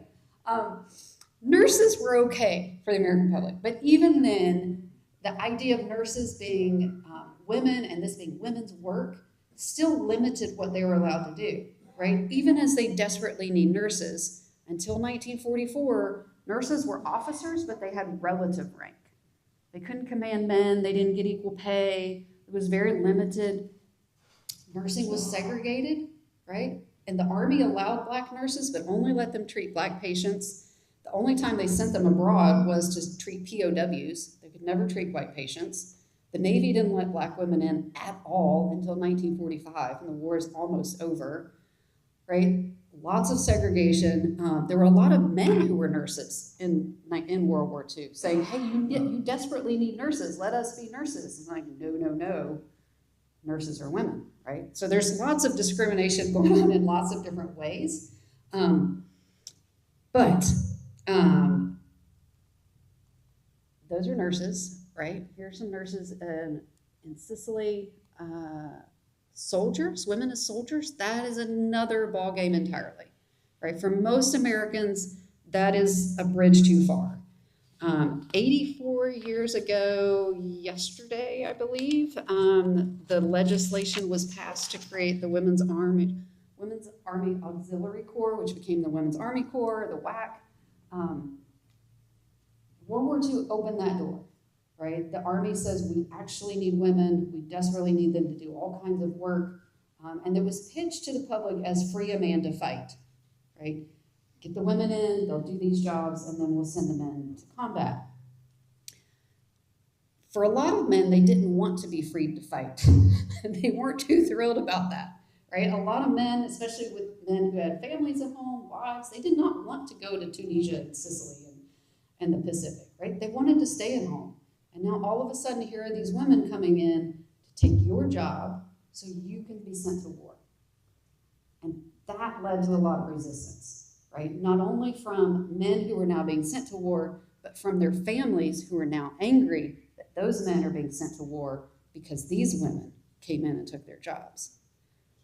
Right? And so part of it's a very pragmatic, like, we don't want these women here, we want our men at home. Right? Part of it was also that Americans just couldn't understand that women could do all sorts of jobs that they did in the military. There were a lot of people who talked about if women join the military, they'll just become too manly. And then there were a lot of people who on the other side said, well, if they join the military, it must be because they just really want to meet men. And so you've got this like wide spectrum of opposition, right? They either want to meet men or they are too manly. Like it's just, the stereotypes about these women are all over the place. And so again, you see a lot of advertisements trying to convince the public this is all fine. This will be fine. This is patriotic service. This is good work. Be proud of your kids, right? There's a lot of emphasis on that. Again, all these women are just gorgeous, right? With their hair and their lipstick and all of these things. What else do you notice about all of these advertisements and these women? They're all white, right? Absolutely. They are all white. Despite African-American women, right? It's a group of Nisei Women's Army Corps, women who in many cases had been in internment camps before they were in the Army. Like, holy smokes, right? Like, yeah, we want to serve too. We want to help this war. One of these women is a woman from Texas, from Ellinger, Texas. I've been here a decade, but I'm still learning Texas geography because Texas is the size of like 18 countries. It's somewhere in the south between like San Antonio and Houston, right? So Kitty was 18 to 19 years old when she moved to San Antonio to work in doing housework for a physician. But she really wanted to do something for the war. She was working at a defense, left the home, work in the home, and she worked at a defense plant, but she really wanted to do something else. And in particular, she said, and this is what a lot of women said, actually, she wanted to join the Navy because everybody hated the WAC uniforms. They were essentially men's uniforms, sort of adjusted and made a little bit smaller for women's bodies, but nobody liked them. They didn't look good on anybody. The Navy actually got somebody to design uniforms for women's bodies, and they were nice uniforms. All the women wanted those uniforms. So like, if I got to join the service, I'm going Navy. But Kitty was 20 years old. And for women, you had to be 21. right? Men could join at 18. She had to get her parents' signature to join the Navy. She joins the Navy, and the Navy held its training for women at Hunter College in the Bronx in New York. They held it on a college campus intentionally because they wanted to give it like an air of respectability. They wanted it to seem elite, right? And so they sent all of the waves. Women in the Navy were in the waves. It's the women accepted for volunteer emergency service, which also is a word that, or a phrase that sort of indicates its temporary nature, emergency service, right? But she gets on a train to go to New York, and it's the first time she's been on a train, and it's the first time she left Texas. And she said she loved meeting all of these women from all over the country. She was a little astonished that some of the women cursed. That was an eye-opener for her. But she said that when they all heard she was from Texas, they thought she owned a ranch. She's like, I don't own a ranch. But she loved the experience. She was sent to the Naval Air Station Dallas in Bunker Hill, Indiana. My Indiana people back here. And she worked as an aviation machinist mate. She performed light instrument repair work. And she actually met the man she would later marry at a USO dance. At the end of the war, she used her GI Bill, and she took pilot training and became a pilot. And as of a little over a year ago, she turned 101. And ironically enough, these are sailors from the USS Fort Worth, which is stationed in San Diego, and they brought her a birthday cake to celebrate her birthday. Right, so some of these women still around, not too many of them anymore. But if we go back to where we started with the Patty Thomas and the USO show, this is one of my favorite pictures of all of the work I've ever done. Like, you couldn't stage this any better. These are Red Cross volunteers, and they're on a little boat bringing donuts to men who are building a pontoon, or like on a pontoon bridge. It's just gorgeous. I love this photo. Let's look back at the women who their whole job was to entertain the troops, right? And most of these women, if I had asked most of you, I'm like spoiling my whole like questions and the surprise. But if I'd asked most of you before, like, tell me about women in the USO, it's probably somebody famous, right? Like Marlene Dietrich, some woman who was famous. But the vast majority of women in the USO and in the Red Cross were just ordinary women. Nobody had ever heard of them, right? They were just ordinary women in their early 20s. Most of them in the Red Cross had been to college, so were even a little bit older. But they wanted to do something, right? They wanted to do something for the war effort. And so the Red Cross sent women to clubs all around the world. They were in every theater. They were all over the place. They were in China, Burma, India. They were in the South Pacific. They were everywhere. They served coffee and donuts. They took Jeeps, and they even converted some London double-decker buses, and they made them clubmobiles, and they would put coffee and donut machines on them, and they would drive them around. So if the troops couldn't get back to a base, they would take the clubmobile out and go meet the guys wherever they were. USO traveled everywhere, right? These are ordinary girls. Now, who had the brilliant idea to send young women like to go serve coffee and donuts to soldiers? Seems like a strange idea maybe to us at the time, but at the time, it came out of World War I when some progressive era military officials, very optimistic, thought we need to keep the boys from getting into trouble. Right? In World War I, they would talk about going to Paris. In World War II, they're going to Piccadilly Circus. Everybody know where we're going? They want to keep the boys from getting into trouble. Okay? Some very optimistic folks said the way we do that is send them American girls with donuts. It'll be fine. Well, in World War I, they realized it was not fine. It didn't quite keep the boys out of trouble. The boys got into a lot of trouble. And it's funny, too, they're always boys, right? They're men when we need them to be men. But in this case, they're all boys, right? We gotta keep the boys out of trouble. It doesn't work the way they think it's gonna work, but by World War II, I mean, from FDR to Eisenhower, all of them, they're all begging for American women, right? And part of it, they've kind of given up on the, like, it'll keep them out of trouble. But you have to remember in World War I, when it starts, your enlistment was for the duration plus 6 months. Nobody knows how long that's going to last, right? You're not coming home for who knows how long. And a lot of American families are worried about their sons, most of whom are drafted, and who are being sent somewhere far away, right? They're especially worried about sons who get sent to the Pacific because it seems so far away and so foreign to them, right? And so their hope is that if we send these girls, it's going to remind them of home. It's going to remind them of what they're fighting for, right? It's going to keep them from behaving like a bunch of heathens, maybe, maybe, not always, right? But it's going to give them something positive, right? It's going to remind them of a normal life, because they were concerned a lot about, at the end of the war, are all of these men who've been in a military environment for 3-4 years, however long, are they going to be able to come back into civilian society? And so a lot of this thought is we need to keep normal, like, influences around them, right? And so this is the rationale, right? But they're young women from home. Again, you'll notice in most of these pictures, these are white women. There were, the Red Cross and the USO both said, we don't segregate. And yet they did.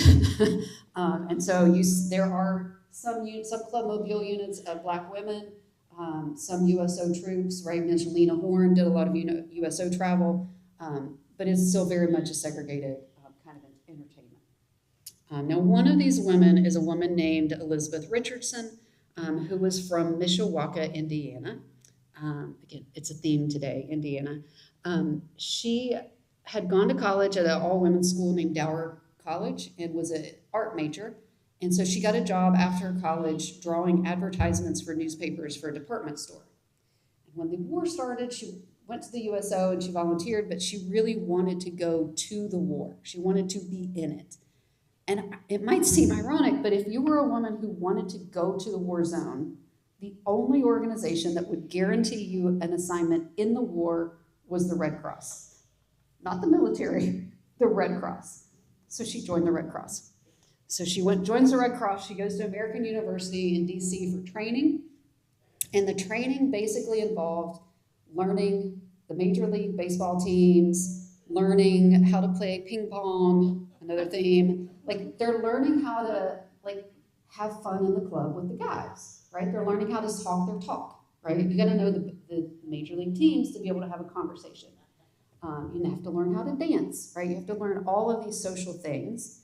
But what women like Elizabeth learned, she's sent to work the base camp for the 82nd Airborne in Leicester, England, right? And so she is over there serving coffee and donuts. The 82nd has been brought back from the Battle of the Bulge to Leicester, England by the time she gets there. And she realizes very quickly that most of her job is grief counseling, right? What they want is to come talk to a woman and just unload, right? Just have a conversation.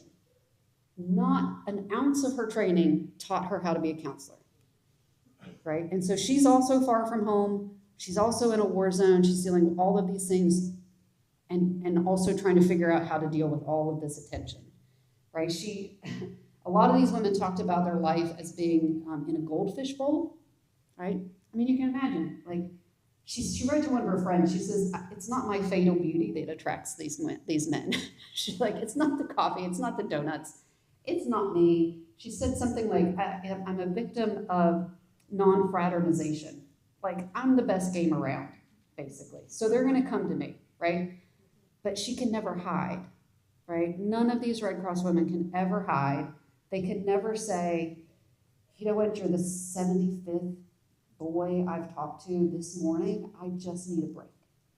You can never do that. Your whole job is to be there to make every single one of those 75 boys feel like they are the center of the universe and to let them have a moment away from war. Nobody ever thought what it would cost Elizabeth Richardson or any of the other women to do that work. Nobody's worried about their morale. Nobody's worried about their mental health. right? They're just there to do that job, right? And so a lot of these women talk about how they try to sort of build a wall around them to protect themselves, right? They're also learning who these men are. They're getting to be friends with them. These friends then get sent back to war, and some of them don't come home, right? And so they're dealing with their own grief, their own emotions, all of that. And despite how hard she tried, Elizabeth met a nice first lieutenant named Larry. And she wrote her parents, she had this great quote. Let me make sure I read it because you couldn't write this any better. Hang on, she said something like, I can't, this is why I need 16-point font. She said that she could imagine under happier circumstances and in better years, I can imagine nothing better than burning the toast for him. Right? But she knew that like it's war and it's probably not going to last. And so they kind of broke it off, but she still pined away for him. And Larry was sent with the 82nd back to Germany. And not long after he arrived, she learned he was missing in action. Right? But in a reversal of the typical wartime story, Larry came home and Elizabeth did not. Elizabeth, all of these Red Cross women were forbidden from flying, but they did it anyway.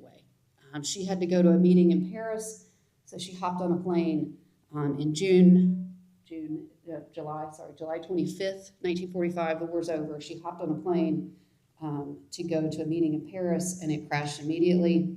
She was buried initially in Évreux, France, and then 3 years later, her parents made the decision to leave her at the Normandy American Cemetery, where she's one of 4 American women alongside 3 women from the 688. Right? She's one of 72 Red Cross women who died in World War II. Right? And so, we think of all of these women doing all of these amazing things, and we sometimes forget it had a very real cost for them. Right? So when we think about all of those women, right, we think about, narrow it down, like this is actually about individual women, right? It's about individual women like Beatrice Morales and Kitty and Elizabeth. And the war opened up possibilities for them. It opened up all sorts of doors. But they also faced a lot of resistance and a lot of hardship as they did that. And the World War II Museum has a tagline. It's something like, ordinary Americans doing extraordinary things. And I think sometimes what was extraordinary was doing the very ordinary things that these women did. Just doing the job they were supposed to do, in spite of all odds and in spite of a lot of resistance. And I think when we remember them, it might help us celebrate them even more by remembering that they were up against a lot of resistance when they did this. Everybody wasn't patting them on the back at the time, and they did it anyway. And I think that makes them even more amazing for what they did. So that is, in a nutshell, American women in World War II, half the population. What questions does everybody have?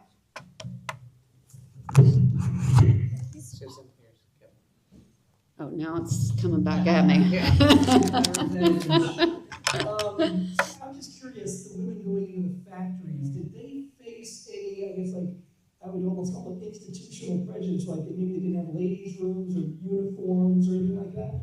All of the above, yes. Yeah, and part of it, there's an element of we're just not prepared for this.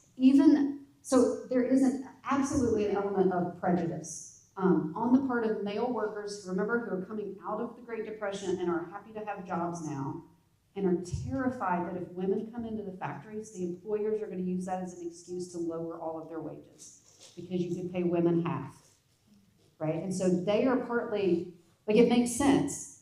They're terrified their wages are going to be cut, right?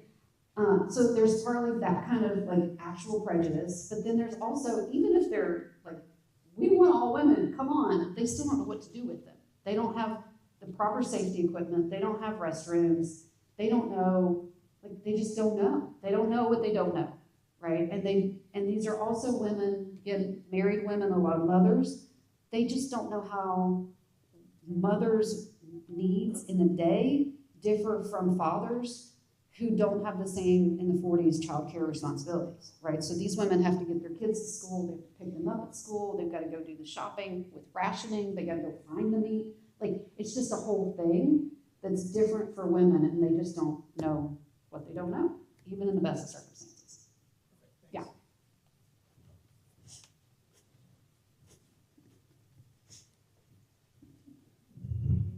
You said near the beginning of your presentation that the difference in percentage of women in the workforce in the Depression era versus the World War II era wasn't as significant as we would think. Do you know what that percentage difference was? About 36% of the workforce in World War II was women. I have the numbers somewhere, not on the pages that I can't read, even with my glasses, apparently. It went up, but not, like, I think in our popular memory, the narrative is like hardly any women at all worked outside the home. And then World War II happens, it's like, boom. It's not that drastic. It's not that drastic. It's a jump, but it's not that much. But about 36% of workers were women.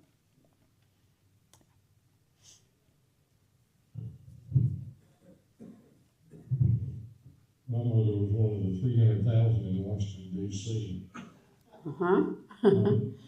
I've just got through reading Michael Parody's book on Eisenhower. One of Eisenhower's biggest problems was they gave condoms out to the soldiers in London, and they just threw the used condoms everywhere. And he was having a problem. But what about the pregnancy rate of these women? Did they have a problem? So that was the fear, right? The military was terrified of that. And the military, like when I said military, like the Eisenhowers, but also the women in charge of the women's corps, because they knew if that started happening, it would undermine all of it. That everybody would say, well, look, that's what we told you would happen, right? And it wasn't that much, right? All of the disciplinary rates, pregnancy rates, like all of those things for women were like way down here compared to like boys being boys kinds of stuff, right? It wasn't that much. And actually, one of the things that really surprised me, going into the archives, I would have told you if a woman in the WAC gets pregnant, they're just gonna like be angry and they're gonna treat her like they're. And actually, what I found was they didn't. And there's a lot. It still shocks me. Like the way they talked about it, you would see these very older women who were terrified about protecting the reputation of these women. And one of these women would get pregnant and she would just be like, you know what? It is war and life is short and everybody's searching for meaning and like nobody's blaming these boys out here doing all of these other things, but now we're just focused on the woman who gets pregnant, right? And that was surprising to me. Like they were empathetic and they would get these women home, get them into places where they could get care. They were worried about their medical treatment. Like, I'm not saying it would, like today we would look at it and be like, oh, wait, y'all got this like in hand. Like, we'd probably be like, oh, well, you should do things a little differently now. But for that time and what I expected them to say about those women, they did a far better job than I expected. I was really surprised. Yeah. Bob Hope made these tours through all the wars. Have you ever had any contact with any of the showgirls that he had on his tours? Whether it be World War II, Korea, or Vietnam? So in Vietnam, the women were called the gold diggers. Like, you can't make this up, right? Like, the gold diggers, come on. I had never had the opportunity to meet those women on that tour, but I've met other women who toured with the USA, right? The ordinary women. Some of those women I got to interview for the book on entertainment. Yeah, and it, yeah. I was 12 years old in 1945. We lived in a farm in Quincy, Illinois area. And I remember many times if we could keep our radio working, that the early part of the war was very scary for us. Yeah. Because it was not going well the first 2 years of the war. Yeah. I can remember that well. Yeah.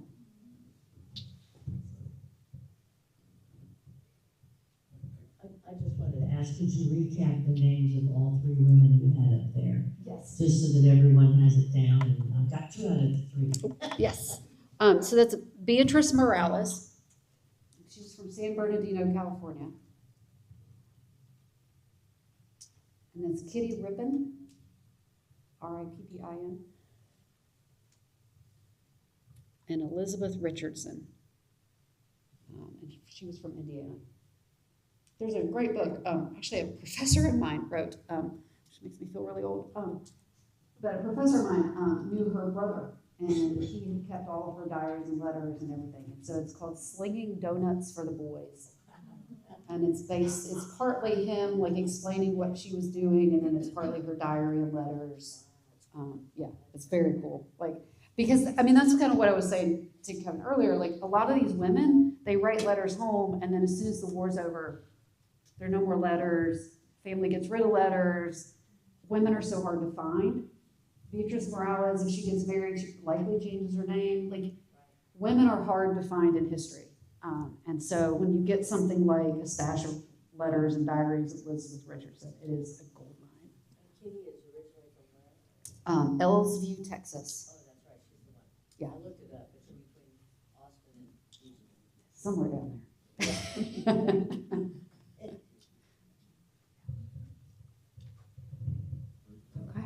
All right.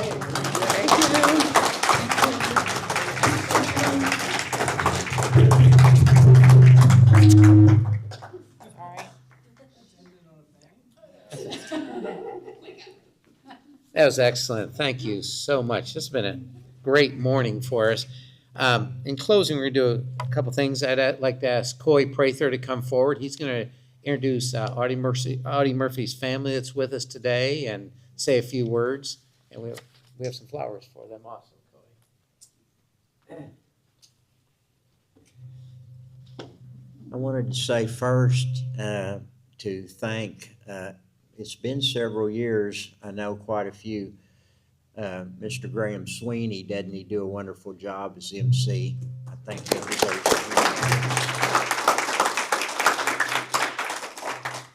the Murphy family would like, on behalf of the Murphy family, we'd like to thank the museum, the city of Greenville, all the people who do all the hard work to bring this to the public every year. It's been, how long, Susan? A long time. I came to the second one and I missed 30-something years.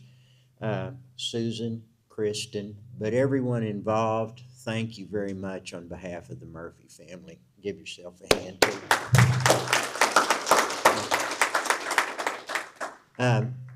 Two of Audie's nieces are here today. We've got Rhonda Hoy. Can I stand, please? We see them around the flowers.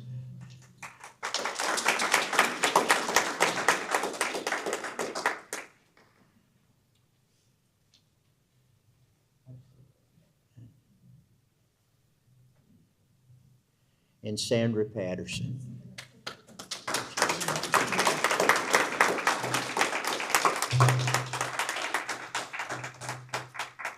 Thank you, Coy. Okay, a few announcements before we retire the colors. It's been wonderful having you here today. We greatly appreciate you coming out today. Visit the exhibit hall as you leave. Valerie, Kevin, and Carol will be there with books and pictures to share with you and sign, and we're grateful for them being here. We'll break for lunch momentarily, return to the museum at 2:30. Valerie's going to be doing that quick draw. We're ready to see what happens then.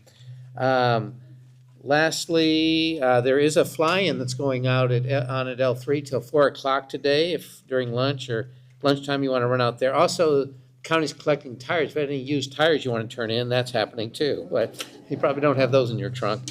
But we greatly appreciate you being here today, and at this time, we'll retire the colors. Please stand.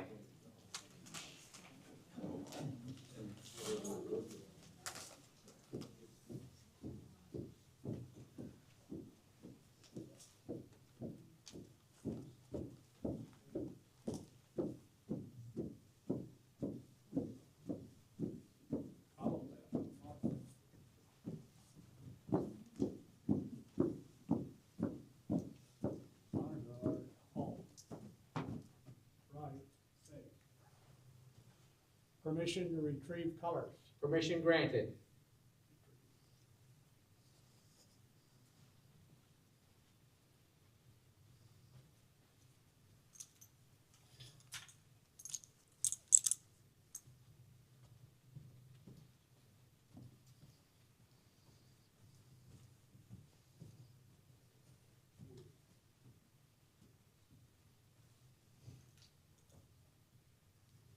Honor guard, right shoulder, arm, left, face. At the half step forward, march.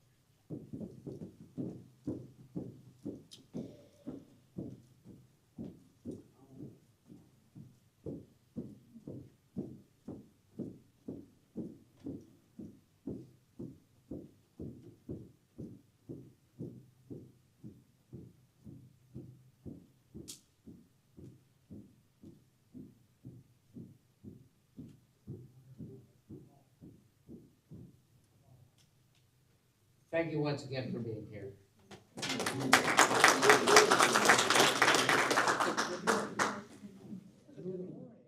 This video has been brought to you by Juice.